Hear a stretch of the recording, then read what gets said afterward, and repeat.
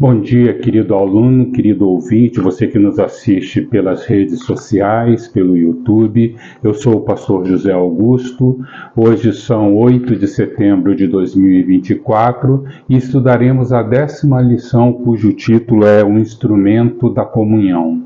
O nosso texto base se encontra em Efésios 5,18, que nos diz o seguinte: E não se embriaguem com o vinho, pois isso leva à devassidão, mas deixe-se encher do Espírito.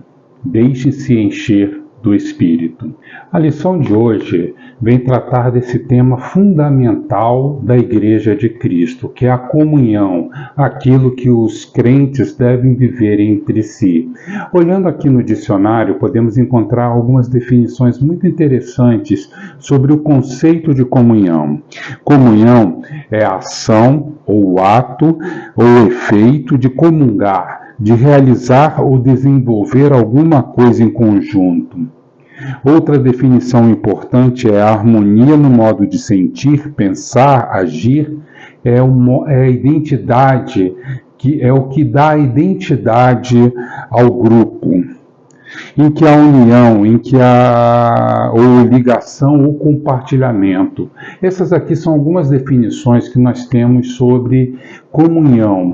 E é importante que a igreja viva essa comunhão, que desenvolva a sua tarefa com os membros trabalhando em conjunto, tendo a mesma identidade, tendo o mesmo propósito. A revista aqui nos diz: a comunhão é o produto das relações interpessoais, devendo ser uma prática fundamentada no princípio da humildade, amor e serviço ao próprio. Nós já temos vivido há algum tempo um fenômeno chamado dos desigrejados, que são pessoas que acreditam que podem servir a Jesus Cristo, podem louvar e adorar a Deus, mas distante da igreja, distante do corpo de Cristo, distante da noiva, daquela pelo qual Cristo se deu e se sacrificou. São pessoas que acham, que acreditam que podem servir ao Pai, que podem ser servos de Jesus Cristo, mas servindo longe da igreja, estando dentro de casa. Elas acreditam que podem simplesmente assistir cultos transmitidos pela internet e acham que assim já estão fazendo o suficiente para se tornarem cidadãos do reino, para se tornarem a Igreja de Cristo.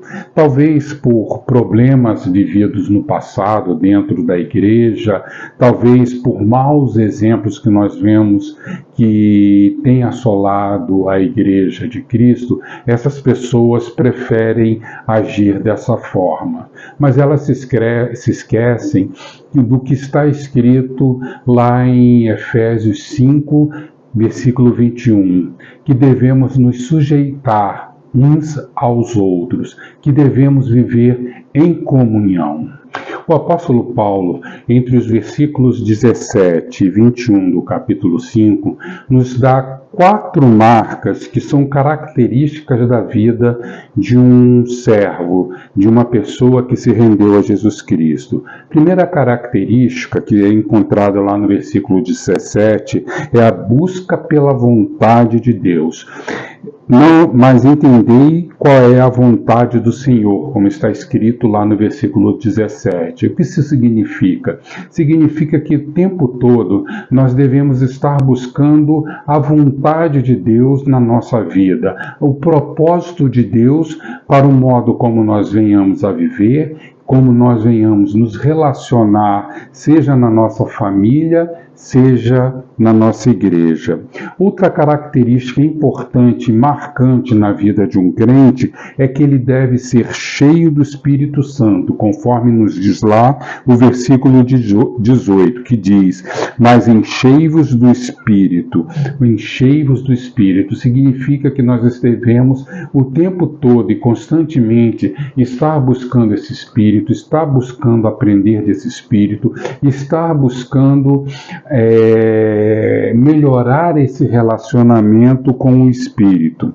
Outra característica importante que Paulo nos liga ali no versículo 19 é com os irmãos ter uma relação marcada pelo louvor e adoração. Com os irmãos, né? Que nos diz assim o versículo 19, falando entre vós com salmos, hinos e cânticos espirituais, cantando e louvando ao Senhor no coração. E isso aqui é muito importante, querido irmão, porque é essa nossa atitude que nós devemos ter dentro da igreja, quando nós estamos congregando, estamos cultuando junto com os nossos irmãos. Nós vamos ver defeitos, nós vamos ver falhas, nós vamos ver distorções no modo de agir, seja nos nossos irmãos, como em nós mesmos. Mas nós devemos, ainda assim, ter o amor, ter paciência e deixar que os frutos do Espírito tomem conta de nós, para que assim possamos, conforme está escrito aqui, né? Falar com sabedoria, falar com salmos, com hino, ou seja, deixar que o amor floresça, né? E nós não venhamos criar brigas e contendas dentro da igreja. Outro ponto marcante na vida de um servo, de um crente, é que ele deve ter um coração grato. Aliás, a palavra já nos diz, Paulo já nos orientou, em tudo dai graças.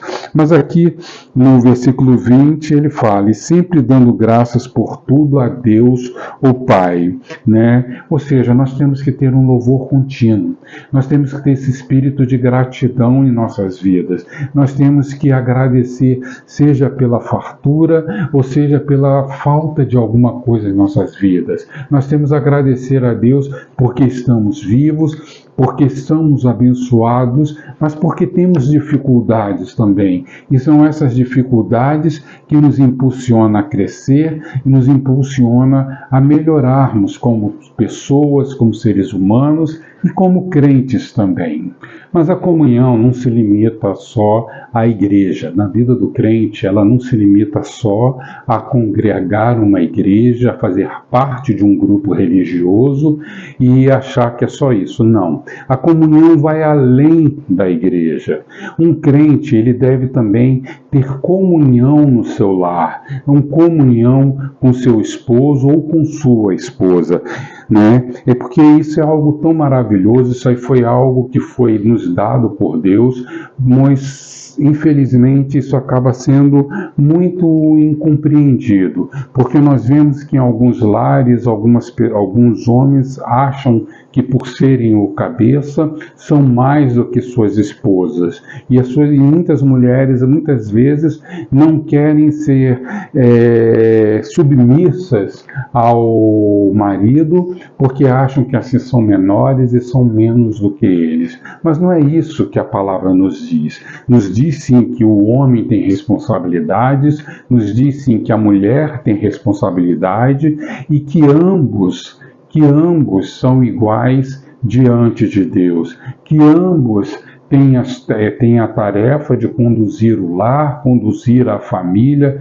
conduzir os filhos, cada um com suas responsabilidades, e ninguém é mais ou menos do que o outro. A lição aqui nos aponta alguns deveres que o marido tem que ter, foi tirado do texto bíblico, e eu gostaria de falar sobre cada um deles. O marido, ele deve ser provedor do bem-estar da esposa, mas eu vou um pouco mais além. A esposa também tem que ser provedora do bem-estar do marido, ou seja, ambos têm que cuidar um do outro, não é só de um que teremos aí uma tarefa, só ele que tem que ter essa tarefa. Não, isso é uma tarefa para os dois. É lógico que o homem, num sentido, olhando muito em épocas passadas, ele tinha aquela responsabilidade de sozinho trazer o sustento para o lar, cuidar das despesas do lar, cuidar para que não faltasse nada, e hoje vivemos um contexto diferente, onde a mulher também sai e a mulher acaba tendo essa responsabilidade. Então eu, José Augusto, pastor José Augusto, prefiro pensar que ambos tem essa responsabilidade de um cuidar do outro, de um zelar pelo outro, de um defender o outro, de forma tal que ambos possam ser cúmplices um do outro. Outro ponto que nos coloca aqui a lição, que é tirada lá do versículo 25 aqui de Efésios, é que o marido deve amá-la como Cristo amou a igreja. Sim, o marido tem que amar a esposa como Cristo amou e se sacrificou pela igreja. Mas também digo, né, que a mulher também tem que amar o seu marido. A mulher também tem que se sacrificar pelo marido. Ou seja, eu gosto de colocar aqui ambos no mesmo nível, no mesmo patamar e no mesmo nível de responsabilidade que um tem para com o outro. O homem deve se entregar por ela, deve se entregar para a esposa, assim como a esposa também deve se entregar para o marido. Deve promover a santificação dela pela palavra e ela também deve promover a santificação dele, do marido, pela palavra, né? Deve apresentá-la gloriosa, ou seja, no cuidado que o marido tem para com a esposa, ela se apresenta bonita, bem vestida, bem ornamentada, né? Mas a mulher também deve cuidar do seu marido para que ele esteja assim, né? É o zelo, o cuidado que um tem para o outro. A apresentação impecável da mulher, a apresentação impecável do marido. Esses aqui são aspectos, é lógico que quando foi colocado lá atrás, numa cultura machista, onde o homem, numa sociedade onde só o homem tinha voz e a mulher não tinha direitos algum. Mas o mundo mudou, os costumes mudaram, e hoje eu digo que essa mesma palavra se aplica, mas se aplica no sentido de que ambos são iguais, e ambos têm a tarefa de cuidar um do outro e cuidarem do lar, né, para que assim o nome de Jesus Cristo possa ser glorificado através da família, né? É a comunhão, é o objetivo de fazer algo em comum dentro de casa. Quando nós temos um lar onde o marido tem um objetivo, a mulher tem outro objetivo final, né? Aquele objetivo que deveria ser único, como por exemplo o de cuidar do lar, o de cuidar das crianças. Mas quando cada um tem um objetivo diferente um do outro, né, nós vemos aí que esse lar acaba não se subsistindo, acaba sendo um lar problemático e temos aí filhos problemáticos justamente pela falta de objetividade de ambos, porque não há a comunhão de ambos, né? Outro aspecto da comunhão na vida do crente é a sua participação no corpo de Cristo, que é a igreja, presencialmente, né? E em 1 Coríntios, capítulo 12, versículos de 12 a 14, nós temos um texto aqui que fala sobre a unidade da igreja. Porque assim como o corpo é um e tem muitos membros, e todos os membros, mesmo sendo muitos, constituem um só corpo, assim também é com respeito a Cristo. Pois em um só Espírito todos nós pois em um só Espírito todos nós fomos batizados em um só corpo, quer judeus, quer gregos, quer escravos, quer livres, e a todos nos foi dado beber de um só Espírito, porque também o corpo não é um só membro, mas muitos. Nós temos o corpo de Cristo, ele é composto de diversas pessoas, a sua igreja, né?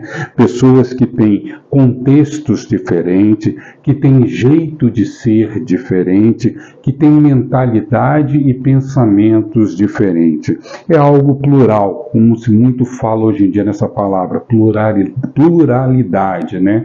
É uma igreja plural, ou seja, com muitas pessoas diferentes, com muitas pessoas que às vezes acabam não concordando uma com as outras, justamente por causa dessa característica de pessoas diferentes, de pensamentos diferentes. Mas ainda assim, a Igreja de Cristo precisa ter uma unidade. Existem diferenças? Existe sim, querido irmão, mas precisamos buscar sim um entendimento, a compreensão através do amor, como eu falei antes. Devemos sim procurar entender e compreender a dor do meu irmão. Precisamos procurar entender e compreender a situação que cada um vive quando nos chega ao nosso conhecimento, né? Para que assim possamos estar dispostos a ajudá-los, assim como eles também têm que estar dispostos a nos ajudar, porque todos nós precisamos. Na igreja também, uma outra característica do corpo de Cristo é que nós temos diversas funções, do pastor ao zelador, do diácono ao irmão que está lá na portaria. Todos são fundamentais. Todos são iguais. Existem sim funções que exigem um pouco mais de responsabilidades em relação à outra, mas isso não torna a pessoa que está desempenhando aquela função melhor ou pior do que a outra. Não. São pessoas que são necessárias para que a igreja continue funcionando. Nós temos o pessoal da administração, o pessoal da limpeza, o pessoal que cuida da música na igreja, os professores de EBD, os pastores que têm a responsabilidade de estar pastoreando ali junto com o líder, o pastor líder, a igreja de Cristo. Todos, irmãos. E tem aqueles outros que não estão desempenhando função nenhuma. Mas mesmo esses, queridos, eles têm também uma responsabilidade de ter uma palavra para dar àquele irmão necessitado, de orar pela igreja, de orar pelo seu pastor, de orar para que todos os projetos da igreja possam ser bem-sucedidos. Infelizmente, nós vemos que o discurso político tem invadido a igreja. Isso é muito triste, e muitos irmãos acabam embarcando nisso daí, perdendo a objetividade, a sua objetividade como membro de uma igreja, que é de servir e louvar a Jesus Cristo. E muitas vezes, por ter uma mentalidade ideológica diferente de seu irmão, às vezes acaba tendo brigas dentro da igreja por conta disso, porque defendem A, defendem B, mas esquecem que todos são filhos e são servos de Jesus Cristo, e por ele e que deveríamos estar ali, e não por A e por B. Então a igreja é o corpo de Cristo, composto de diversos membros, de diversas pessoas com atitudes e pensamentos diferenciadas, né? Mas que se unem nesse objetivo comum, de que é proclamar o amor de Cristo a esse mundo, é levar a glória de Jesus Cristo a esse mundo que está tão carente.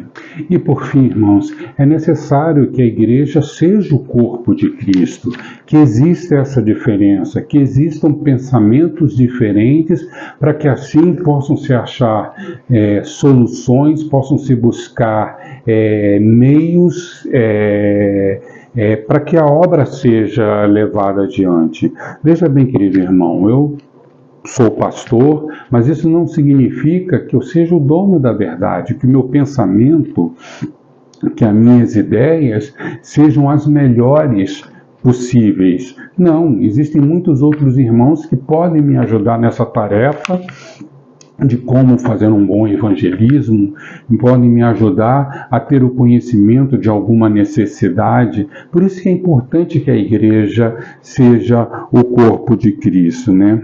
Assim como um corpo físico, né, tem que ser cuidado e nós temos que procurar um médico, nós temos que tomar remédios para que ele esteja sempre saudável, assim é a igreja. Ela precisa tomar alguns cuidados para que ela possa estar também sempre saudável. A lição aqui traz-nos aqui alguns tópicos interessantes. Primeiro, evitar comparação sem sentido. O que quer dizer isso? Que nós, como membros, devemos tomar o cuidado de não nos comparar com outro irmão, né? Talvez aquele irmão cante bem lá no coro da igreja e talvez eu não cante tão bem. Eu não devo me colocar em nível de inferioridade àquele irmão só por causa disso. Não. Ele tem aquele dom e você tem o seu dom. Um dos maiores pecados que os crentes têm cometido nos dias de hoje é o da comparação, né? Quando ele olha para o pseudo-sucesso do seu irmão e começa a nutrir dentro de si inveja. E isso começa a se alastrar dentro da igreja e isso acaba tornando a igreja fraca, né? Então nós, como membros, temos que tomar cuidado quanto a isso. Deus não comete erros. Se Deus não comete erros, então a palavra final de todas as decisões da igreja deve ser desse Deus que não comete erros. Isso através da oração. A igreja tem que orar. A igreja tem que buscar em Deus a solução dos seus problemas. A igreja tem que colocar no altar de Deus todas as suas necessidades e ter fé, confiando que Ele há de suprir tudo aquilo que é necessário dentro da igreja.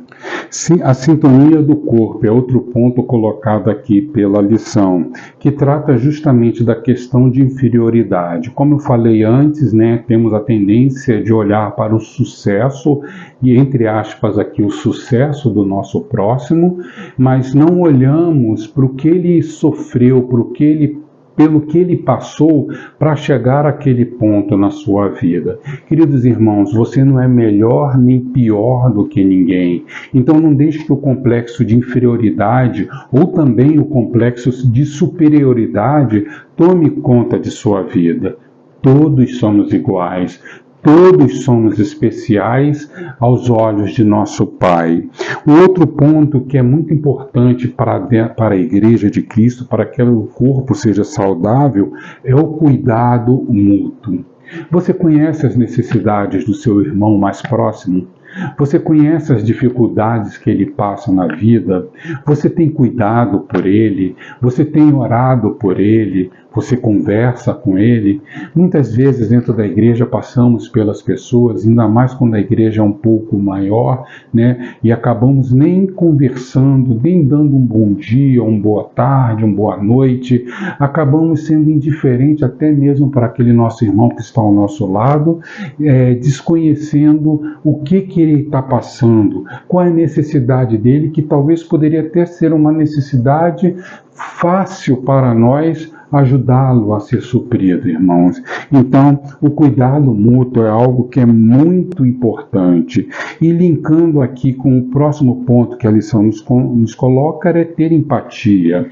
Eu sempre digo que eu jamais terei condições de sentir a dor do meu próximo, uma vez que dor é algo pessoal, somos seres biológicos diferentes e eu não tenho como sentir a dor que ele sente, mas eu posso me aproximar sim do seu sofrimento, eu posso me aproximar sim da sua dor, né? Tendo empatia, tendo cuidado, tendo zelo pelo meu irmão, né? E por fim, o último ponto que é colocado aqui pela lição é a interdependência, que é ligado aos dons, né? Como eu falei aqui antes, né? Se eu tenho um irmão na igreja que canta muito bem, que faz um louvor que engrandece o meu espírito, amém. Eu tenho que louvar por ele.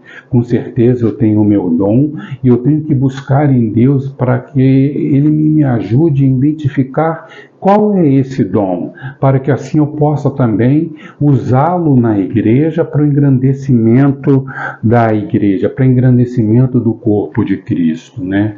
Essa interdependência entre funções, cada um exerce a sua função, cooperando para que com as demais esse corpo possa se movimentar e possa ser saudável.